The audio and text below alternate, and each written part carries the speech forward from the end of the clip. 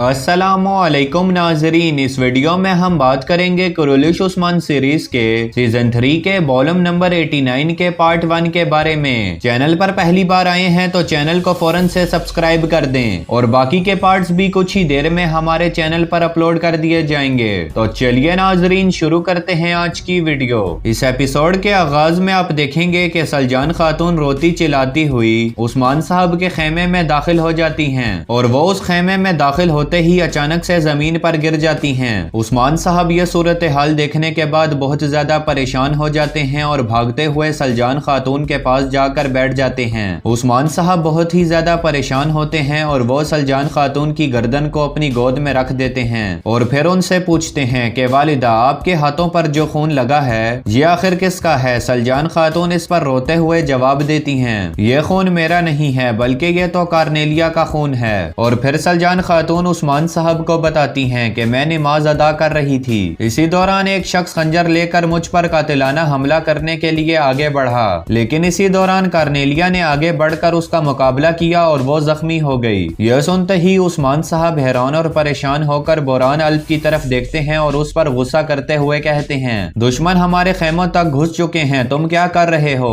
अगर आज मेरी वालिदा सलजान को कुछ हो जाता तो इस तमाम वाक़े का जिम्मेदार कौन होता? और अब तुम फौरी तौर पर उस घटिया इंसान को ढूंढने की कोशिश करो जिसने कातिलाना हमला किया। नाजरीन, इसके बाद वो मंजर दिखाया जाता है जब सलजान खातून नमाज अदा कर रही होती हैं, तो इसी दौरान एक काले लिबास में मौजूद शख्स जिसके हाथ में खंजर होता है वो कार्नेलिया की तरफ देखकर मुस्कुराता है और कार्नेलिया भी उस घटिया इंसान की जानिब देखकर मुस्कुरा रही होती है, यानी कि ये दोनों एक दूसरे को पहले ही से जानते हैं। और फिर वो जैसे ही सलजान खातून पर हमला करने का नाटक करता है तो इसी दौरान कार्नेलिया भी सलजान खातून से अपना एतमाद हासिल करने के लिए फौरन से उस हमला करने वाले शख्स के सामने आ जाती है। कार्नेलिया सलजान खातून के सामने नाटक कर रही होती है कि वो वाकई ही में सलजान खातून की जान बचाना चाहती है। इस लड़ाई के दौरान कार्नेलिया जख्मी हो जाती है, लिहाजा हमला करने वाला शख्स इस मौके से फायदा उठाकर वहां से फरार हो जाता है। तो नाजरीन, सलजान खातून के हाथों पर जो खून लगा होता है वो कार्नेलिया का होता है और फिर सलजान खातून उस्मान साहब को बताती हैं कि जिस किसी ने भी ये घटिया हरकत की है वो हमारे लोगों में शामिल हो चुका है, वो एक शैतान है, वो जानबूझकर हमारे लोगों में शामिल होकर हमें डराने और धमकाने की कोशिश करने के लिए आया था। गद्दार दरवेश जो कि ये तमाम मंजर देख रहा होता है, ये बातें सुनने के बाद उसकी जान में जान आती है और फिर वो अपने खंजर को दोबारा से अपनी आस्तीन में छुपा लेता है और फिर वो नाटक करते हुए उस्मान साहब से कहता है, सलजान खातून ने एक एक लफ्ज बिल्कुल सही कहा है, गद्दार लोग हमारे लोगों में घुस चुके हैं और वो इस तरह का नाटक करते हैं जैसे कि वो हमारे करीबी दोस्त हैं। अगर अभी हमने उस घटिया इंसान को तलाश ना किया जिसने सलजान खातून पर कातिलाना हमला किया था तो वो और उसका मालिक यहाँ से फरार हो जाएंगे। उस्मान साहब इस पर जवाबन कहते हैं, बोरान उसे पकड़ने के लिए यहाँ से फौरी तौर पर रवाना हो चुका है, इंशाल्लाह वो उसे पकड़ने में भी कामयाब हो जाएगा, फिर हमें उसके मालिक का नाम भी मालूम हो जाएगा। इसके बाद उस्मान साहब जाली दरवेश को कई कबीले में रुकने का हुक्म देते हैं कि जब तक हालात ठीक नहीं हो जाते आप भी कई कबीले में रहेंगे।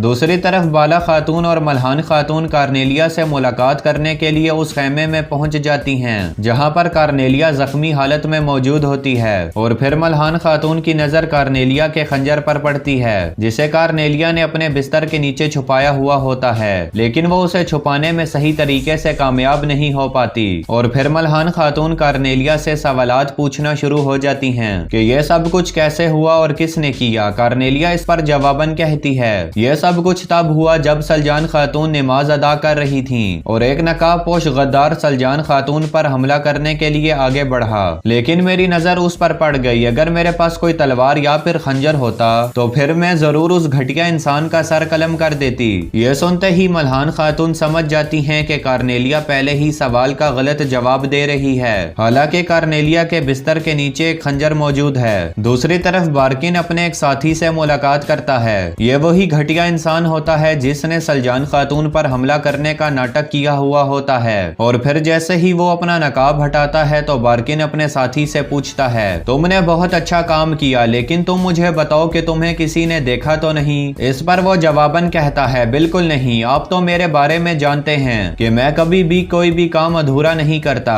बार्किन ये सुनकर उसकी तारीफें करना शुरू हो जाता है और फिर उसे जाने का हुक्म हुक्म देता है और फिर जाली दरवेश बारकिन से कहता है उस्मान को इस बात का अंदाजा हो चुका है कि गद्दार उसके अपने लोगों में से ही है, लिहाजा हमें मोहतात रहना होगा। फिर बारकिन कार्नेलिया की तारीफ करते हुए कहता है फिलहाल कार्नेलिया ने जो हरकत की है उसने ये बहुत अच्छा काम किया है, इससे उस्मान साहब और सलजान खातून कभी भी उस पर शक नहीं करेंगे। जाली दरवेश ये सुनकर कहता है तुमने बिल्कुल ठीक कहा, वो तमाम सबूत जो के हमारे खिलाफ इशारा दे रहे थे मैंने उसे मिटा दिया है और अब ना चाहते हुए भी उस्मान को मुझ पर और तुम पर भरोसा करना ही होगा। नाजरीन, दूसरी तरफ कई खवातीन उस्मान साहब के पास जाती हैं और उन्हें एक हार दिखाते हुए कहती हैं कि ये हार बाला खातून को कार्नेलिया के खेमे से मिला है। फिर मलहान खातून उस्मान साहब से कहती हैं कि हमें उम्मीद है कि कार्नेलिया इसी हार में जहर को छुपा कर रखती थी ताकि वो जहर बआसानी ना पकड़ा जा सके। दूसरी तरफ सल्तूक सिपाही बारकिन और गद्दार इब्राहिम के खेमे में पहुंचता है और उन दोनों से कहता है कि